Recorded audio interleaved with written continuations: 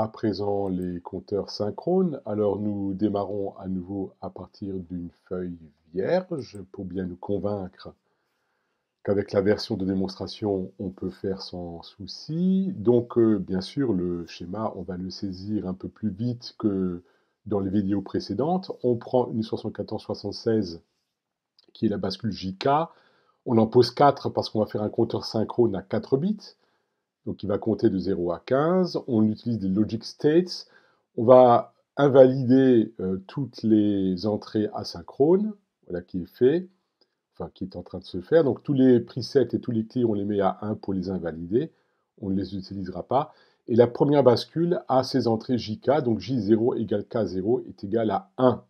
Ensuite, la particularité d'un compteur synchrone, c'est que toutes les bascules partagent le même signal d'horloge externe, d'où le mot de bascule synchrone.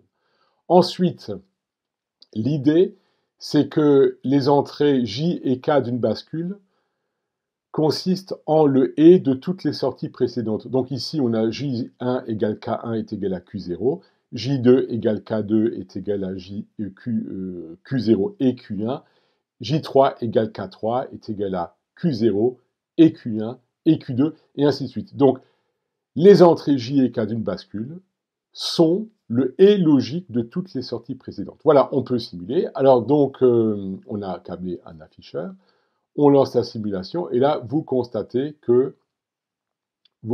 en fait, ça compte pas correctement. Ça compte pas correctement. Alors j'avais fait la vidéo là, mais en fait, j'avais oublié une connexion. J'avais oublié la connexion J1 égale K1. Donc voilà qui est fait, voilà qui est corrigé. On relance et là, comme vous constatez, ça compte de 0 à F. Voilà, donc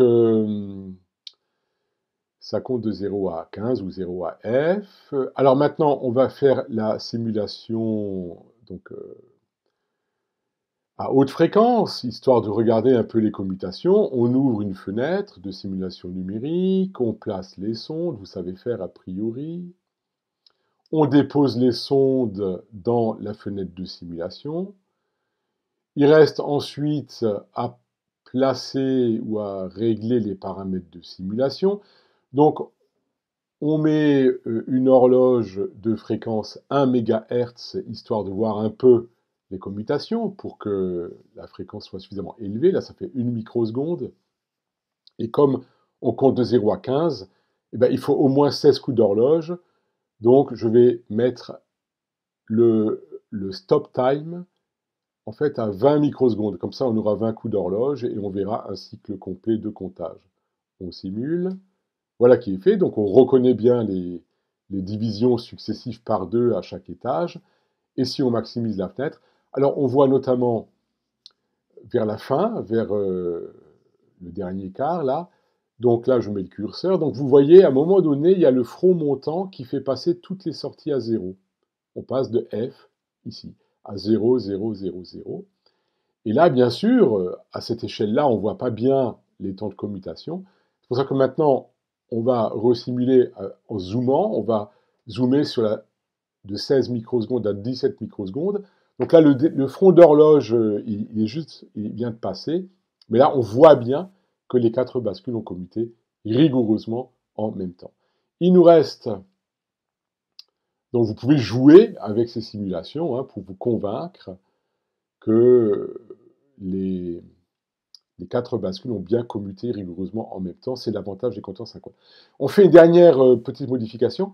En fait, on va câbler non pas les sorties Q sur les portes E, mais on va câbler les sorties Q bar. Donc on laisse tout identique à tout à l'heure. L'afficheur est bien relié sur les sorties Q de chaque bascule. En revanche, c'est les sorties Q bar qui sont connectées sur les E logiques. Et là, on constate en fait que ça décompte.